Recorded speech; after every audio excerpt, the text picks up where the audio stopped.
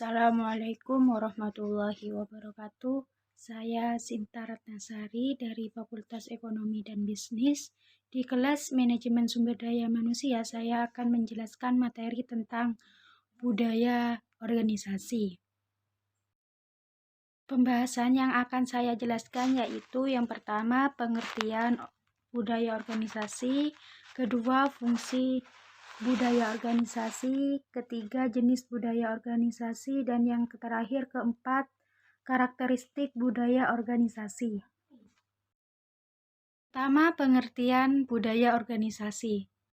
Menurut Sarpin 1995, budaya organisasi adalah suatu sistem nilai, kepercayaan, dan kebiasaan dalam suatu organisasi yang saling berinteraksi dengan struktur sistem informasinya untuk menghasilkan norma-norma perilaku organisasi. Budaya organisasi adalah sistem kepercayaan dan sikap bersama yang berkembang dalam suatu organisasi dan membimbing perilaku para anggotanya. Selain itu, dapat didefinisikan sebagai filosofi, ideologi, ide-ide, nilai-nilai, asumsi, kepercayaan, harapan, sikap, dan norma-norma yang menyatukan suatu organisasi serta disebarluaskan oleh para karyawan.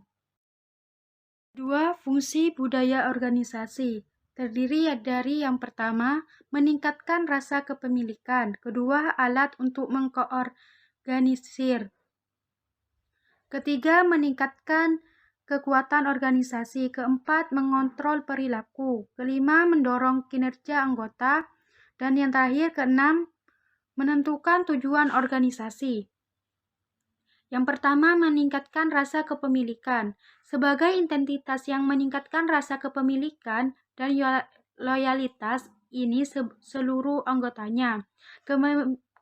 Kepemilikan berarti penerimaan sebagai anggota atau bagian dari sesuatu. Kedua, alat untuk mengorganisir. Sebagai alat untuk mengorganisir setiap anggota atau karyawan suatu perusahaan, maksudnya mengorganisasikan atau mengatur suatu kelompok agar membentuk satu kesatuan. Ketiga, meningkatkan kekuatan organisasi. Maksudnya meningkatkan kualitas suatu organisasi melalui nilai-nilai dan norma-norma yang ada dalam budaya organisasi tersebut.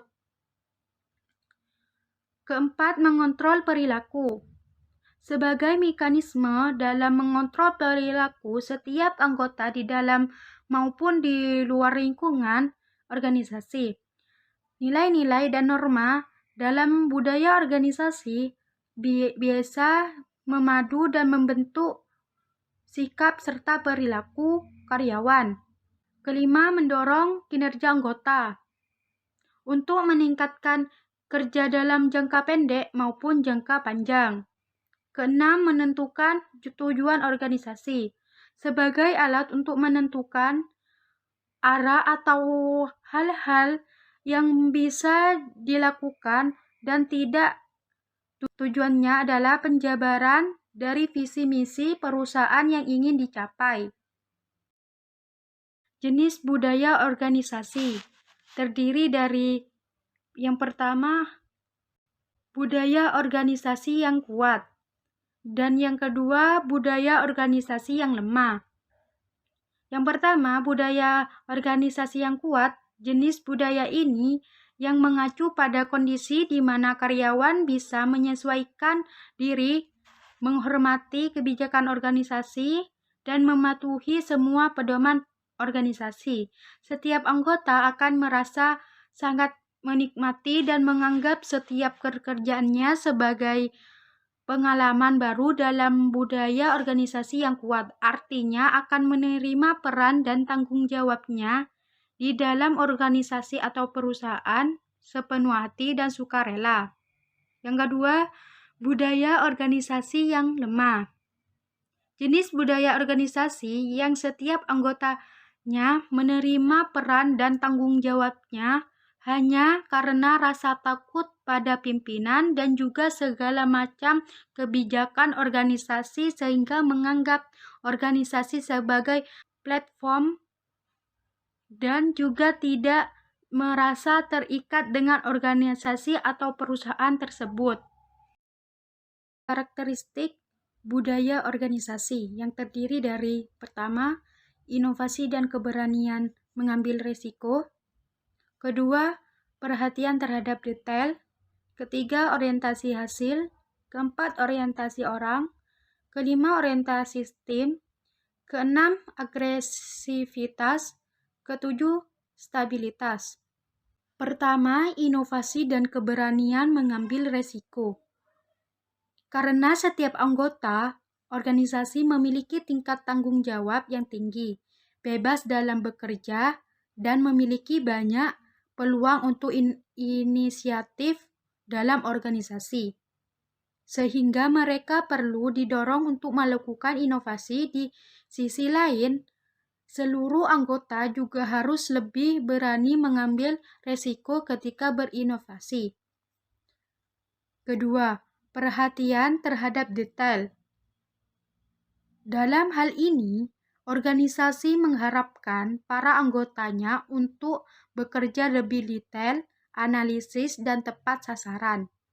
Jadi, organisasi tidak hanya menciptakan tujuan dan harapan kinerja karyawan yang jelas, tetapi juga memiliki struktur jelas terhadap pekerjaan anggota atau karyawannya.